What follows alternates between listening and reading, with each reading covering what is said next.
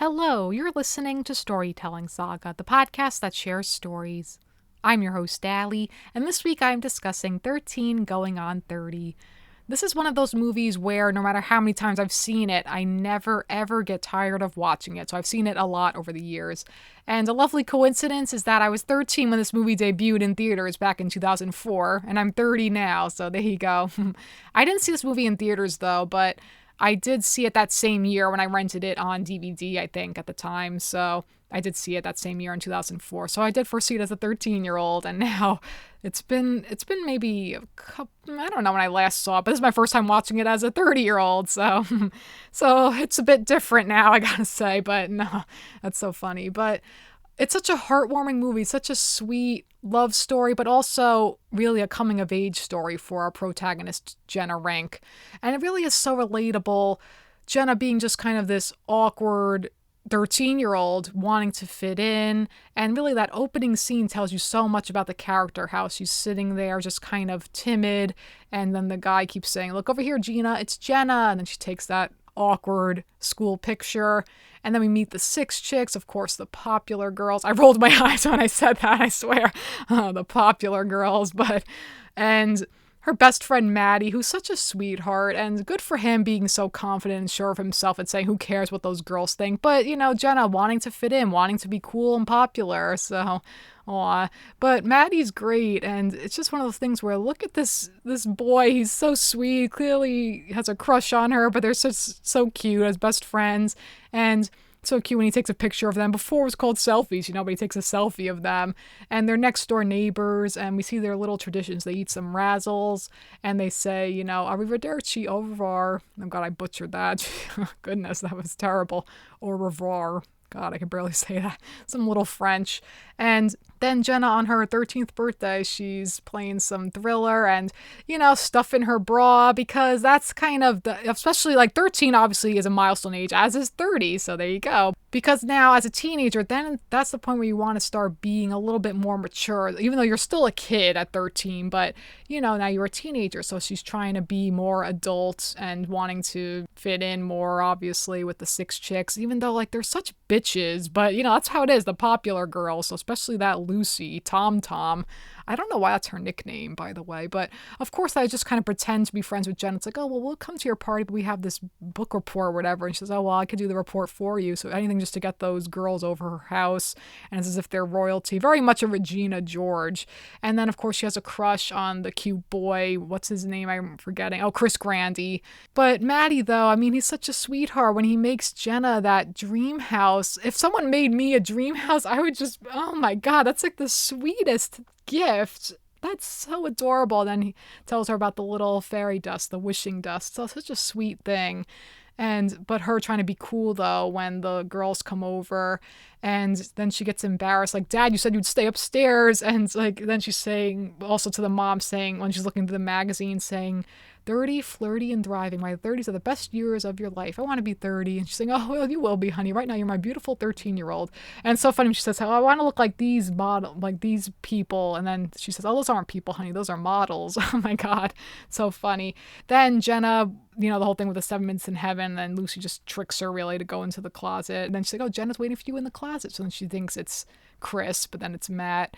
And, she was trying to be cool, like saying, whatever, Maddie, like, whatever, Matt, do whatever you want. I don't need a play-by-play, like saying what she said earlier.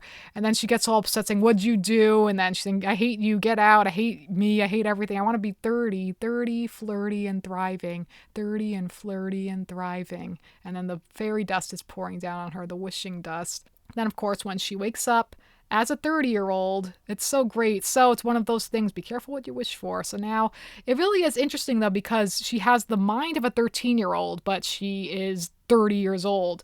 Jennifer Garner plays it so well, just kind of the shocked, like when she calls up her parents, you went on a cruise without me? And then she's looking through her mail, I live here. And she lives at Fifth Avenue, by the way, so she's freaking loaded, Jenna Rank.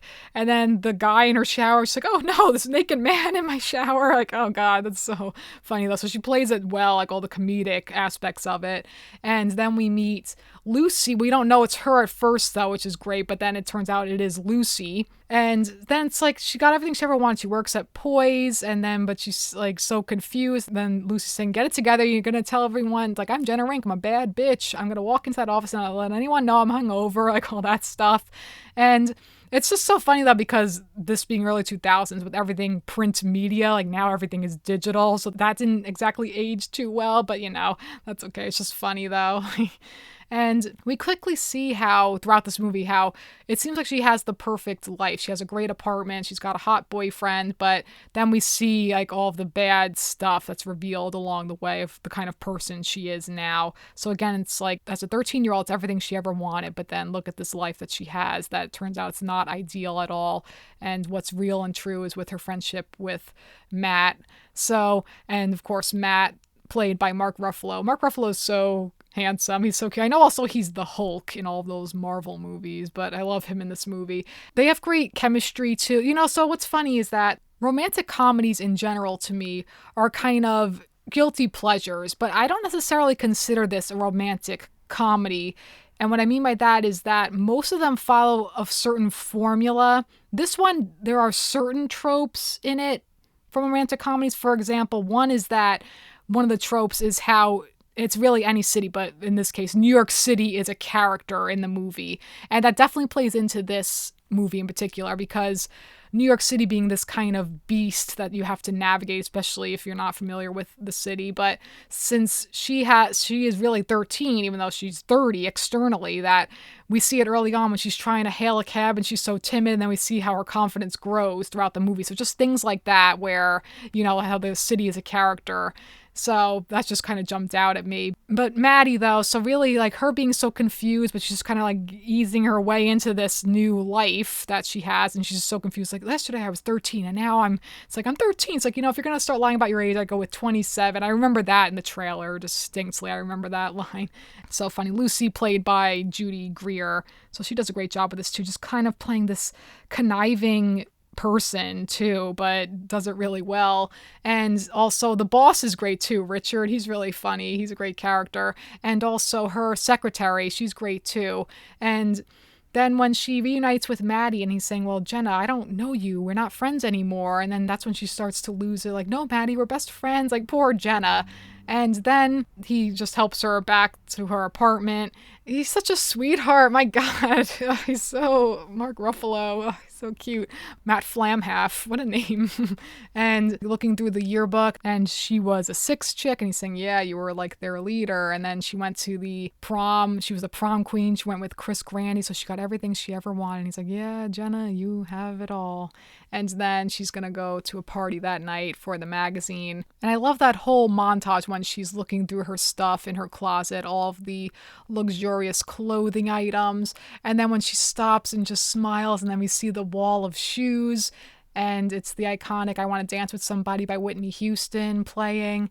So she has this really exciting, lavish lifestyle, and she works at her favorite magazine, Poise, and she's just so excited. And I mean, they do it well, though, her still being a 13-year-old. Then when she's talking to that girl, Becky, on the elevator, she's like, I'm 13. Me too. I mean, used to be. The girl's saying, well, why are you talking to me? You never talk to me. So glimpses of the kind of person Jenna actually is, even though she doesn't. That's what's so creepy to think about, though, that she kind of has amnesia. All she remembers is up until her 13th birthday, and then everything else she's just thrown into this 30-year-old life of hers. So it is interesting, though, and it's played well again for comedy too, so it's great though. And so the party is all fun too, but what's weird to me is that he's saying, oh, if people don't start dancing, this party's a disaster. To me, it's just kind of, well, at least people are talking, I guess, because people are starting to leave, whatever. But I don't know, just a random nitpick. But it's so funny when she's like, oh, I'll take a lemonade. Actually, you know what, a pina colada. You want to see my ID? Totally have it. So that's funny too. And then she says, if the DJ played something other than this, and then she plays, of course, Thriller by Michael Jackson. She starts doing the iconic dance. And when Matt shows up, she's like, Maddie, and they're dancing, but then he just leaves then. He gets all timid and he leaves. Richard, though, is so happy with her, and he just jumps right into it, the boss. It's so great. And also, the whole thing is that there's a rivalry with the other magazine, Sparkle, stealing all of their ideas. So then we just see her just kind of trying to figure everything out, just kind of her job as editor at Poise. And then when she's just out with Lucy and they're just having drinks and she's saying, to being 30, I decided it's going to be totally awesome. Then she's like, oh, don't look now, but that guy's totally checking you out. She's like, oh my God, he's totally cute. Should I go talk to him? It's only because it's just played up for a comedic effect. And the kid just being like, thinking he's so suave. She's like, oh, I actually came over here because I think you're totally cute. Oh, so you want to go out sometime? Yeah. Do you drive? And then, what do you want to go to jail? I met the guy. Oh, the man. Oh, gross. Oh, God. And then seeing her boyfriends, her actual boyfriends, the hockey player guy, Alex Carlson. That whole scene's so funny, though. She's like, yeah, go play. You deserve it. Play, like games and stuff. Yeah, games. All kinds of games. And also, when we meet Matt's fiance Wendy, and she just has that passive aggressive, I see you guys, like her passive aggressive, I see you guys spent all this time talking about me. There's really nothing wrong with her though per se. It's just because we don't really learn much about her character except, oh, she's an anchor person, she wants them to move to Chicago, and she just comes off a little bit bitchy, for lack of a better word, but it's just we don't really learn that much about her character. And it's just because we're following the love story between Matt and Jenna, really, since they're best friends and they're reconnecting now all these years. So there's nothing, she's just one of those kind of obstacles, I guess, in the story. But then when Jenna goes back to the boyfriend's house and then he's saying, oh, I forgot, I owe you a raunchy striptease. This scene's so hilarious and so awkward that she's like, oh, gross, when he takes off his shirt and throws it at her. What's so funny is that he's like, okay, a sexy striptease, but then it's not. I mean, of course, because it's played up for comedy, but he puts on Ice Ice Baby. Like, really? It's like not sexy at all. It's just kind of goofy, if anything, but it's just so funny. He's like, we could play Parcheesi. We could like, go on, poor Jenna. And she's like, he didn't have any games at all. Boys are so stupid. It's like, good luck with fractions. Have fun at work. So she's bonding with the fellow 13-year-old. So cute. And then they learn about that they have to have a redesign of Poise, and they're all freaking out that it's gonna be the end of the magazine for them. But then Jenna gets the idea of hiring Maddie. So that's just such a cute thing. So then they bond again throughout the week, taking pictures of all of these just regular people, just about life and silliness, as she says. And then meanwhile, we see Lucy wanting to backstab Jenna, saying we're going to let her fall on her ass. Like, what's with her lately? She seems so lost. I don't know. Like, all that stuff. So, again, kind of the conniving Lucy showing her true colors. And then Jenna just deciding she's going to do her own thing, though. That's all sweet, that stuff. And then the whole message of her actual presentation is wonderful when she says, I think all of us want to feel something that we've forgotten or turned our backs on because maybe we didn't realize how much we were leaving behind. We need to remember what used to be good.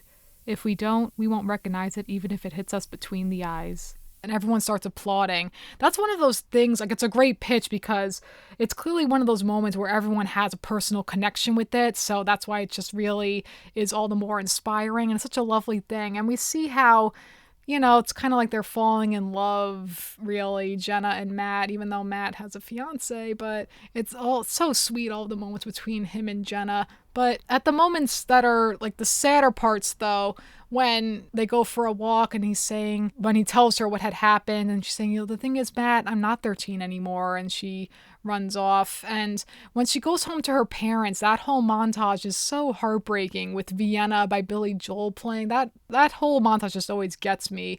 When she goes home and she goes back downstairs in the basement, she goes back into the closet. When she starts hitting against the closet, it's as if she's trying to go back as a 13-year-old. I never really made that connection. She's trying to like take herself back, like, no, let me get out of this reality. I want to just be 13 again. And then when the parents, she's like, oh, I missed you guys so much. Oh, it's so devastating. Like, it's so sweet though. And then when she's hugging the dad, and then when it's raining and she just gets into bed with the mom, it was really sweet. And then when she tells the mom, having a conversation with her the next day, saying, Mom, do you have any, like, if you could change anything like if you had made any big mistakes, any regrets, like do you have any regrets in life? And she says, no, nothing, because if I didn't make those mistakes, I wouldn't have been able to learn from them. So that's really sweet too. And so the whole thing with Matt then is sweet, how then she's just kind of rekindled their friendship, and that's why it's so sweet when they work together on the magazine. So it's a great message, because with Lucy's it was all going to be fashion suicide, like her redesign. Oh god. And it's so great too when Lucy trying to be like, oh well, I tried to reach you, and I hope you don't mind, it was last minute, like so full of it. And then I hope you don't mind. And then Jenna just says, no, I don't, because I'm doing the same thing. Oh, God. And also the secretary is great. Like her assistant is so funny too, Arlene, when she just kind of, like she's so funny, the assistant. She's great too. One line in particular I love from Arlene is when she says, Alex is on line 1, Miss Frank. He wants to know what time is good for dinner. Ugh, how about in 10 zillion years? Ask him if that works. Okay, I'll ask. Like her delivery of that just kind of, okay. Like, so funny. But she's such a sweetheart too. And even it's clear with her too how Jenna was clearly just so cold with her, but then she grows to have this lovely friendship with her. Like the Jenna that she was in the past versus the 13-year-old version of her living this reality, become such lovely friends with her. So that's really, really sweet too. And then we see, though, like the bad stuff about Jenna, how it turns out that she was fooling around with a married guy. She's like, Piyuki, you are married to a girl I work with. He's like, well, that didn't stop us. And she like kicks him in the nuts. Like, God, good for her, knees him or something. Whatever. Either way, that pervy guy absolutely deserved that. And it's just so sad, though, with Maddie, like when she says, do you know the person I am now, Matt? I mean, I did a terrible thing with a married guy. I don't have any real friends, like all of this devastating stuff. I'm jumping around in the narrative, but it doesn't really matter, whatever. But when Matt and Jenna, when they bond again and like doing the magazine together, and then she's like, you know what I can go for right now? Razzles. Well, I haven't had those in 15 years. And then they go get Razzles. And when they're on the beach, and then like, just like all the cute stuff, like just the random stuff, like, oh, you have arm hair. Like, he's like, oh, okay. And then he just kisses her. Oh, God, that's so sweet. But then he just kind of sits up, and she just sits next to him, though, and it's so cute. But, he's engaged, so that's kind of bad. But then when she tells the girls about it, and they're saying, well, you're so lucky to have someone. And then she's saying, well, what's that attitude? When she's saying at the place she was, like feeling awkward and stuff, she's saying, well, love is a battlefield. And then they're singing Love is a Battlefield and dancing around. So then, as much as everything is all lovely and wonderful, then it comes crashing down when we find out the reason Sparkle has been stealing all of their ideas is because Jenna, in fact, was the one doing it. So Jenna is the conniving backstabber, and Lucy finds out, and now she's going to be their editor-in-chief. So it's terrible, but my God. But then again, it's one of those things where that's not what's important to her, losing her job then and with these terrible people, and that though she was this terrible person, then she knows that all that matters is when she sees the picture then on the bus, that she wants to go be with Matt. She needs to stop this wedding. And see, then like it's as if her confidence then she's able to hail a cab so easily when she whistles, and then the cab stops and reverses, comes back to get her, and then she's gonna go to the wedding. So that's a trope too, a little bit in romantic comedy. We gotta stop the wedding, one of those things. But that's okay, it's cute. And so it's like, Jenna Rink. Yeah. Chris Grandy. Are you married? Because if you're not, I want a number. And it's so funny. Played by Jim Gaffigan. He's so funny. He's a great comedian. So it's just great. She's like, oh, well, this is the song we wrestled tongues to. What is it? Rick Springsteen. It's Rick Springfield, Grandy. She just throws the money at him. And, of course, the wedding is taking place at Maddie's childhood home, so right across from, her old childhood home. That whole scene, like, oh, it's so devastating. Like, it's so heartbreaking when she just walks in and saying, Maddie, I'm so sorry, and I'm not the terrible person I know I was. And then he's saying, Jenna, I'm not going to lie to you. I've felt things in these past few weeks I haven't felt in a long time, but I've realized in these past few days that you can't just turn back time. Why not? I've moved on. I chose Wendy. We make choices. Please don't cry, Jenna. Oh, it's so devastating. But then he takes out he kept it all along, the dream house. And she's saying, Maddie, can I keep it, please? It's so sweet. And then she's saying, how it's like, oh no, I'm just crying because I'm happy and I want you to be so happy. And she says, I love you, Matt. You're my best friend. Like, oh. And then it's so sweet how he doesn't look at her because it's just so timid. It's just so sweet that when he says, Jenna, I've always loved you. Like him confessing all these years. So, like he's always loved her. Oh. So it always makes me emotional. It's so sweet. And then when she's just sitting there and the magical fairy dust just comes sweeping through, and then she's 13 again. So it's just so cute. And then she's like, Maddie, and she kisses him. He's like, wow, you really know what you're doing. It's so cute. So it was really is one of those things where it was all kind of not like a daydream, but kind of like a glimpse at what her future could have been. So then she was able to go back to that moment as a 13-year-old. And then it's so great when she tells off Lucy. It's like, you know what? You could be the pot and kettle all by yourself now, biatch. Throws the cup at her. It's great. And then they get married in the present. It's so cute. And they kiss and he takes a picture of them. So it's so cute. There's a picture of them on their wedding day kissing. And then a picture of them when they were 13. So cute. And they have the pink house. And then they sit on the couch saying, Razzles, Mr. Flamhalf. Thank you, Mrs. Flamhalf. Oh, it's so adorable. So again, just always puts me in such a great mood. And just like little things. That part when it's just so random, but like that part when she's eating a fruit roll up around her finger and she's drinking milk. What a weird random combo. And such adorable outfits. That dress is iconic that she wears to the party. I love that. The blue, green, pink, so pretty. The striped dress with her hair and the butterfly necklace, so pretty. And just so sweet. The whole montage of them taking pictures with the Why Can't I song by Liz Phair playing. I love that too.